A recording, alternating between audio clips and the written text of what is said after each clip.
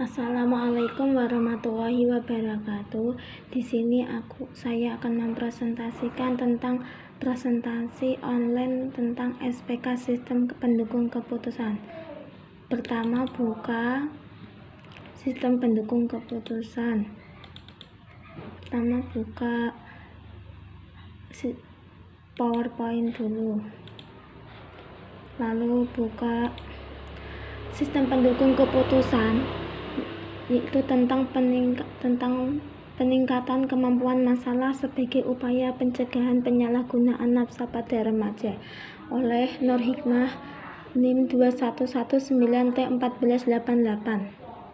Pengamatan 1. Perkembangan penyalahgunaan dan peredaran narkoba ini sangat mengkhawatirkan sehingga menjadi persoalan dunia yang tidak mengenal batas wilayah dan negara, serta menjadi masalah global yang mengancam semua bagi kehidupan masyarakat, bangsa, dan negara. 2. Penyalahgunaan narkoba atau nafsa bukan hanya orang dewasa, mahasiswa, tetapi juga pelajar SMA sampai pelajar setingkat SD. Pertanyaan: apakah SPK dapat membantu para penyalahgunaan dan pencegahan narkoba atau nafsa pada remaja? 2. Apa dampak yang ditimbulkan akibat peredaran penyalahgunaan narkoba atau nafsa pada remaja? 3. Apa penyebab lain dari penyalahgunaan dan pencegahan nafsa pada remaja? Solusi: 1. Melakukan dan mengoptimalkan program rehabilitasi. 2. Melakukan sosialisasi mengenai penyuluhan atau pencegahan nafsa di kalangan remaja.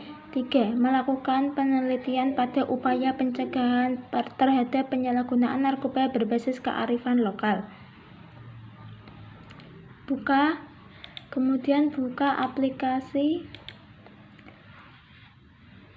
codingnya dulu. Yang pertama, sistem penyalahgunaan narkoba pada remaja terjadi dengan tingkat SLTA dengan 1 golongan 1 dengan umur, misalnya dengan umur, kemudian enter, meliputi dari siswa SMA umur 18 misalnya, dengan persentase 90%. Oke, enter. Golongan 2, variabel 2, yaitu variabel 2 meliputi tingkat keremajaan remaja yang mengakibatkan pada golongan 2 yang mengakibatkan sistem kekebalan imun yang terlalu tinggi. 2. Dan mengganggu sistem kemasyarakatan pada keluarga. Enter. Lalu kemudian 3, umur 18 tahun, persentase dengan 84%. Oke. Dengan remaja tengah meliputi sistem penghitungan narkoba pada tingkat remaja tengah, yaitu meliputi 84%. Oke. Enter, lanjut lagi.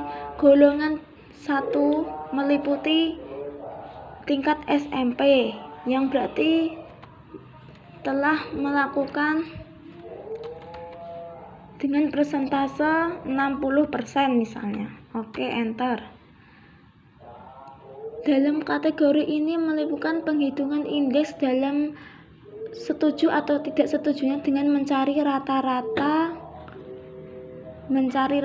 misalnya dengan penghitungan indeks menggunakan sistem diagnosa algoritma chaining. Cara mencari rata-rata misalnya dengan tingkat pendidikan SMP. Oke. Misal umur 15 tahun, dia telah berani mencoba-coba menggunakan narkoba ganja dengan 10% misalnya. Enter. Kemudian buka di Microsoft Excelnya. Data penyalahgunaan pada remaja. Nama Andi, umur remaja awal, jenis kelamin laki-laki, jumlah persentasenya 90% misalnya. Dedi, remaja akhir, jenis kelaminnya laki-laki, dengan presentasi penelitiannya 95% misalnya. Arjuna, remaja tengah, jenis kelamin laki-laki, dengan persentase penelitiannya 80%. Jadi keterangannya berdasarkan data penyuluhan nafsa pada remaja dalam persentase penelitian diperoleh remaja ada 3 kategori. Remaja awal sebanyak 90%, remaja akhir sebanyak 95%, remaja tengah sebanyak 80%. 2. Analisis data penggunaan narkoba tingkat SLTA. Dengan kode P001 ini, jenis pengguna narkoba yang menggunakan eksperimental. Dengan kategori persentasenya 88%. Sangat setuju misalnya. 2. P002 menggunakan pengguna narkoba reguler. Persentase 74 dengan kategori setuju. P003 situasional, persentasenya 84% dengan kategori sangat setuju. P004 penggunanya adiktif kompulsif, persentasenya 86%, kategori sangat setuju. Nah, dengan cara itu, cara penghitungan rata-rata indeks dalam penggunaan narkoba ini, bagaimana caranya? Dari penjumlahan dari kode P001 sampai P004 ini dijumlah dulu. 88% di plus 74 ditambah 84% ditambah 86% dibagi 4 tersebut dalam kategori penggunaan narkoba tingkat SLTA ini dibagi 4 sama dengan mendapatkan 83%. Nah, hasil dari rata-rata keempat indeks tersebut, aspek memiliki sehingga termasuk dalam kategori setuju. Dan ini menggunakan sistem diagnosa pecandu narkoba menggunakan algoritma forward chaining. Oke.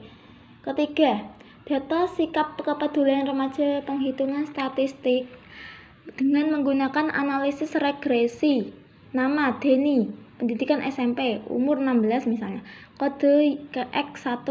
Jumlahnya 65%.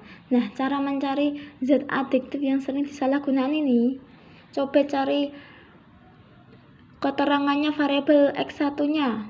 Misalnya keterangannya pengetahuan remaja tentang psikotropika dan zat adiktif. Kedua, variabel X2. Andi misalnya, pendidikannya SMP, umurnya 17 dan ini menggunakan kodenya X2. Jadi jumlah persentasenya 95% misalnya. Nah, ini tercangkup dengan keterangan remaja yang mengalami perubahan biologis, psikologis, sosial. Ketiga, Argo. Nah, ini pendidikannya SMK, umurnya 18 dengan kode Y misalnya. Jumlah persentasenya 86%. Nah, ini mencangkup bahwa penggunaan obat-obatan ini mempengaruhi memori dan konsentrasi serta kemampuan belajar dapat mengakibatkan kerusakan hati dan gagal jantung. Kesimpulannya, SPK yang dibuat harus bisa mengutip informasi dalam upaya penyalahgunaan pencegahan nafsa di kalangan remaja. 2. SPK yang dibuat harus dapat melakukan penelitian mengenai penyalahgunaan narkoba. Ketiga, SPK yang dibuat harus melakukan pembelajaran ilmu pengetahuan serta berbagai strategi kehidupan yang berwujud masyarakat lokal dalam kearifan lokal. Sekian dan terima kasih presentasi dari kami. Jika ada kurang kesalahan mohon maaf. Wassalamualaikum warahmatullahi wabarakatuh.